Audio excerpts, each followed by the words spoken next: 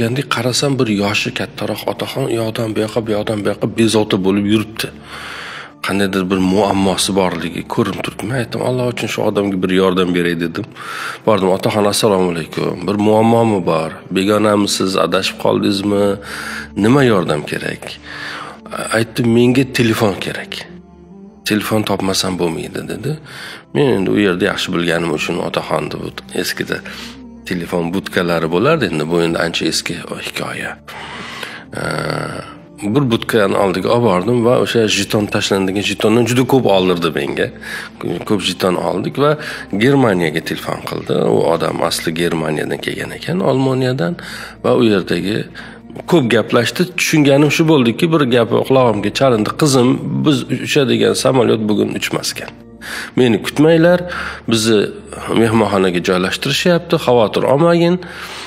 Qachon nima bo'lishi bilan, qachon ruxsat berilishi bilan uchamiz dedik. Keyin biz o'tirdik. Men choyga taklif qildi. Bir joyga o'tirib choy ichdik. Ahvolimga qaradi, oyoq kiyimlarimga qaradi, umuman holimni ko'rdi, faqirligimni bildi. Men bilan xayrlashar ekan, cho'ntagiga qo'lini soldi va juda ko'p pul berdi menga. Masalan, deylik, endi o'sha paytda Turkiyada deydi, meni bir oylik masrafim, xarajatlarim 10 lira bo'ladigan bo'lsa, u odam menga 40 lira pul berdi. Qo'yarda qo'ymay berdi.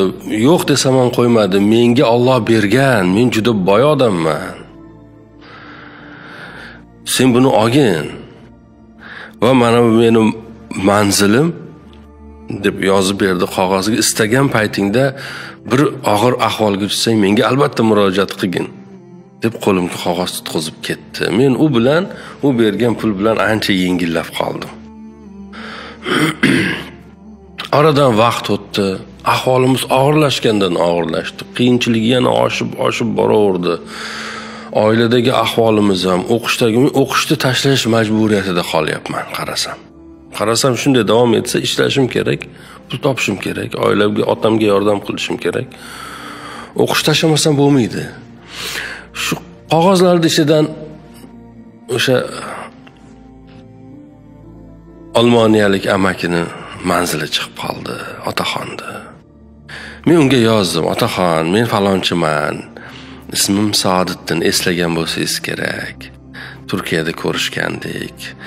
Yordam lozim bo'lsa yozgin deb aytuvdingiz. Men hozir shunaqa bir ahvoldamanki, imkon bo'lsa yordam bersangiz, bo'lmasa o'qishimni tashlash, ilm yo'lidagi nimamni, safarimni to'xtatishimga to'g'ri keladi, ya'ni madrasadan ketishimga to'g'ri keladi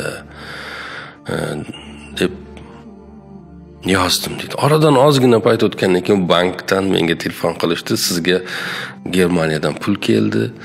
Xursand bo'lib bordim, bankdagilar u pulni menga berishdi. Bu pul bilan men butun talabalik davrim o'tdi dedi. Otamni 8 oylik baqqoldagi qarzlarini ham to'ladik. Singillarimga oyoq kiyimlar oldik, hammasi xursand bo'ldi dedi. Endi o'qish tugatgan payt ilm qildim, olim bo'ldim. Men endi shu boyagi tugatganlik haqidagi qog'oz diplomlarni rasmlarini olib u odamga yuboray da, u odam ham ko'rib xursand bo'lsin degan ma'noda yozdim xat.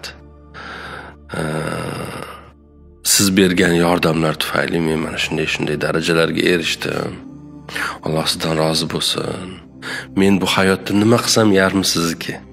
Chunki siz bo'lmasangiz men bu o'qishlarni o'qimagan bo'lardim. Oilam og'ir ahvollardan chiqmagan bo'lardi. Alloh sizdan rozi bo'lsin deb yubordim xatni. Lekin hech javob kelmadi. U odamdan shu paytgacha javob kelmadi. Deyapti. Endi bu Saodatdin domla bu voqealarni aytib berayotganda shu yerda o'tirganlardan biri, men sizga u odamni topib beraman, meni Olmoniyada tanishlarim ko'p deydi va surishtirishni boshlaydi. Ozgina vaqtda topadi u odamni va aytadiki, Saodatdin domla bu olamdan o'tgan ekan, 2-3 yil bo'lib qolibdi. Lekin bir qizi bor ekan. istasangiz qizi bilan bir suhbat qildiramiz. Xo'p, bir davraga keldik, qizlariga men u yerdan turib, endi bu bugungi kunda bo'lyapti bu. Telefonlar rivojlangan endi. Telefon qilib qiziga, u odam men sizga Turkiyadan telefon qilyapman. Bir hikoya anglatish uchun telefon qilyapman. Men falonchiman. Ismim Saodatdin. Mana shunaqa odamman. Sizni otangizning yordami bilan biz mana shu darajaga erishdik. Alloh rozi bo'lsin u kishidan. Oilamiz mamnuqa ahvolda edi. Bunday bo'ldi deb endi yig'lab tushuntiryapman deydi. U tomondan qizi yig'layapti deydi. Qiz yig'layapti, men yig'layapman. U yerda o'tirgan davradagi boshqalar yig'layapti. Hamma yig'layapti dedi. Keyin qizidan so'ra siz nega yig'laysiz? Biz yig'laymiz, u odamdan bir rizochilik so'ramadik. Siz nega yig'laysiz deganda qiz aytayaptiki, men shuning uchun yig'layapmanki, otam hech boy odam emas edi. Otam juda faqir odam edi. Bir umr yotoqxonada yashab o'tib ketdik. Bir kulbada yashaymiz. Men bilmayman qayerdan topib bergan o pulni sizga. Lekin otam boy odam emas. Siz aytayotgan otam har doim pulga ehtiyoji bor odam edi. Himmatni qarang deymanda. U birinchi suhbatni eslayapsizmi? Cho'ntakdan chiqarib 40 lira berganda oyman deganda nima dedi? Ey, menga Alloh berdi, men bir boy odamman, olgin. Degan odam aslida bir faqir ekan. Endi biz o'zimizga qaraymiz. Bu hikoyadan bir foyda chiqarish uchun biz o'zimizga qaraymiz, hayotimizga qaraymiz. Biz kimmiz? Bizga Alloh berganmi? Biz ham beryapmizmi? Berishga imkoniyati bo'lmay turib berganlar oldida yuzimiz shud bo'lmaydimi?